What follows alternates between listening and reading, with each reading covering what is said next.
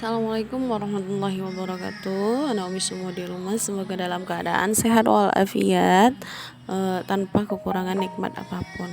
Oke, anak Umi semua di rumah, kita masih dalam buku tema 4 ya.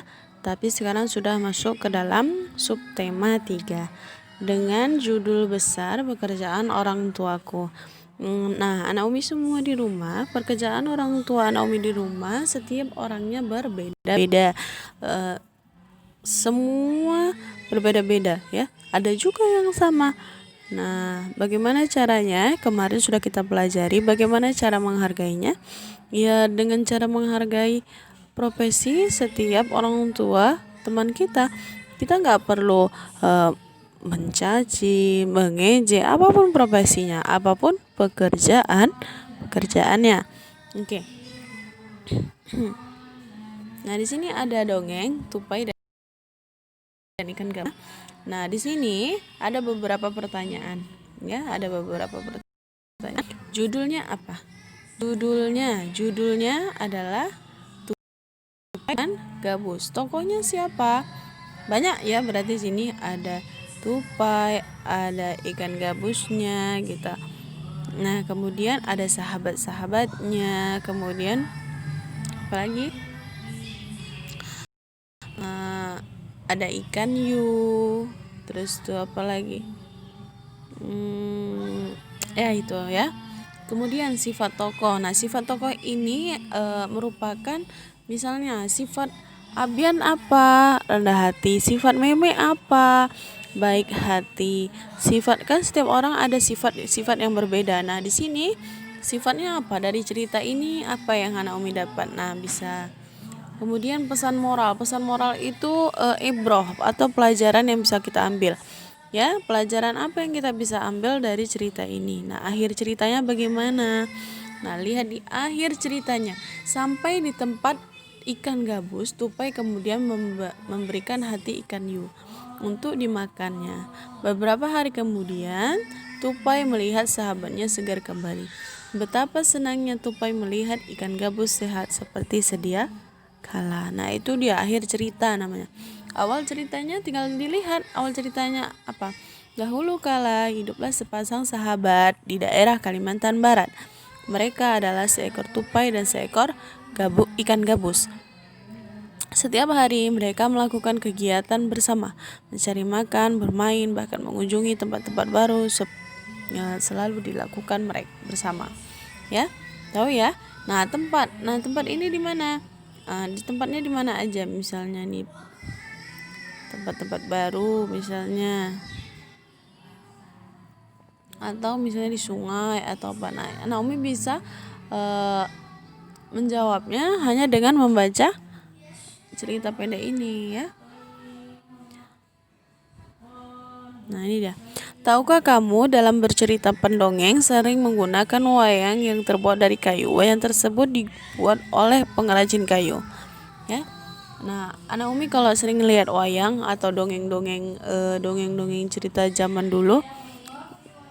Nah, anak Umi sering lihat tuh ada bapak-bapak sambil cerita sambil memperagakan alat dongengnya tadi ya, orangnya itu tadi. Ya.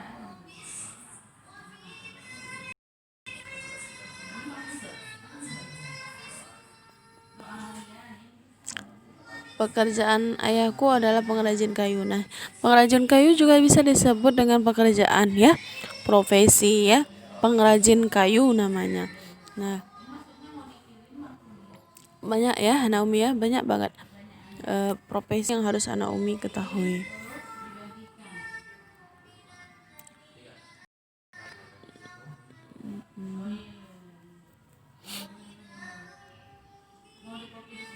Kita lihat ya. Tadi kan kita berbicara tentang yang namanya pengrajin kayu. Namanya saja sudah pengrajin kayu, tentu bahan utamanya adalah kayu yang diambil dari hutan. Hutan mana Mi? Hutan di mana aja. Tergantung kayu apa yang ingin Bapak pengrajin itu gunakan.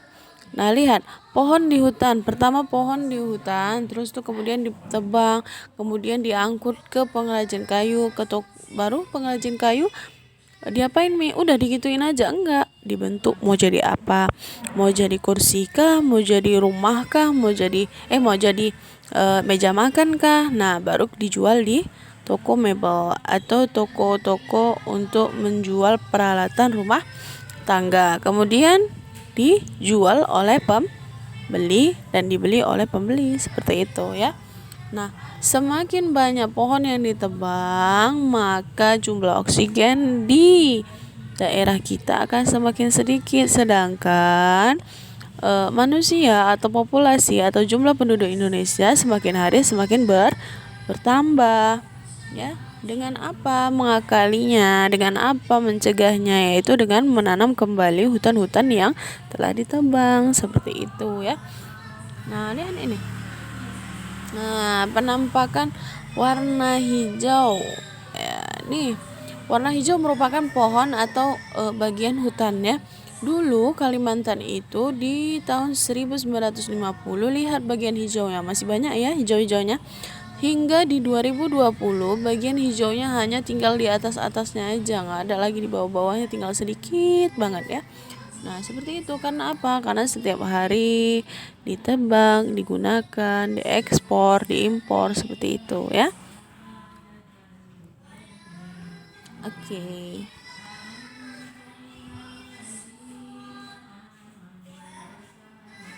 Masuk di pembelajaran 2, sikap gotong royong di kampung nelayan. Nah, setiap hari Umi jelaskan kepada anak Umi tentang gotong royong di tema 1, tema 2, bahkan di kelas 3 juga kita belajar mengenai gotong royong. Nah, anak Umi udah paham tentang gotong royong ya.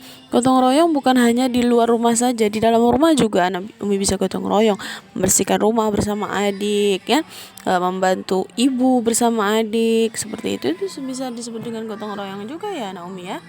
Nah,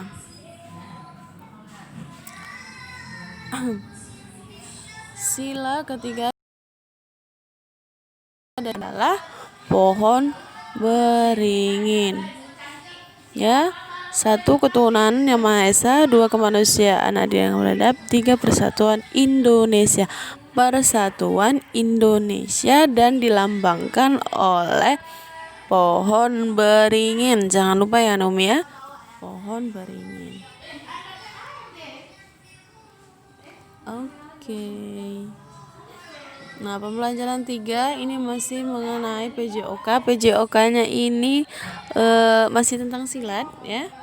Anak Umi bisa mempraktekkan sedikit demi sedikit di rumah ya. Nah, ini ada cara mengolah sampah. Ada reduce, mengurangi. Kemudian ada mana dia? Ada reuse, memakai kembali. Kemudian ada recycle, mendaur ulang. Ada replace, mengganti. Nah, apa itu reduce atau mengurangi? Nah, seperti penggunaan plastik hitam ya, plastik asoy kalau kita bilang ya.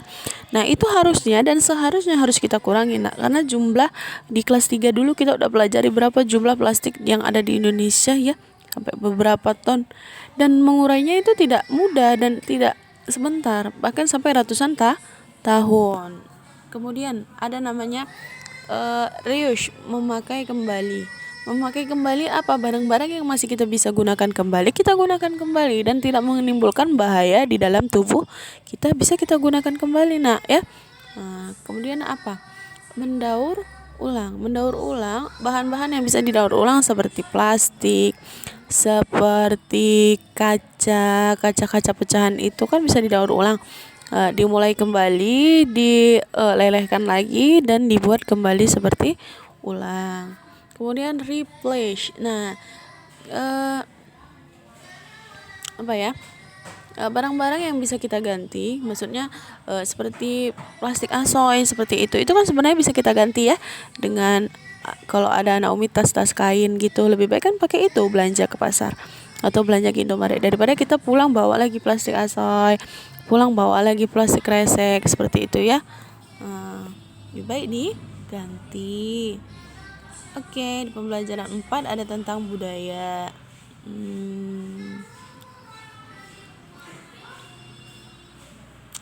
Nah, ini ada pembelajar, ada profesi lagi. Pembuat kain. Nah, pembuat kain ini sama dengan penjahit, itu sama ya. Tapi pembuat kain ini bagaimana cara benang itu dirubah menjadi kain ya. Nah, ini dia ditenun dulu ya. Benang ini pertama dipintal dulu. Kemudian jadi benang, kemudian benang tersebut ditenun, maka jadi kain dulu. Sebelum jadi baju dia kain dulu, baru dibuatlah pola-polanya, dibuat gambar bajunya, kemudian dijahit seperti itu. Oke, pembelajaran terakhir ini tinggal ya banyak-banyak membaca Naomi. Nah, ini pembelajaran ini banyak diulang-ulang kembali ya Naomi ya. Karena di bulan 12 insyaallah kita udah ujian semester, maka buku-buku yang di rumah itu coba dibaca-baca kembali, pelan-pelan dibacanya ya. Jangan bosan belajar, jangan bosan untuk mengulang pelajaran. Oke, semangat anak Umi di rumah, semoga sehat selalu. Wassalamualaikum warahmatullahi wabarakatuh.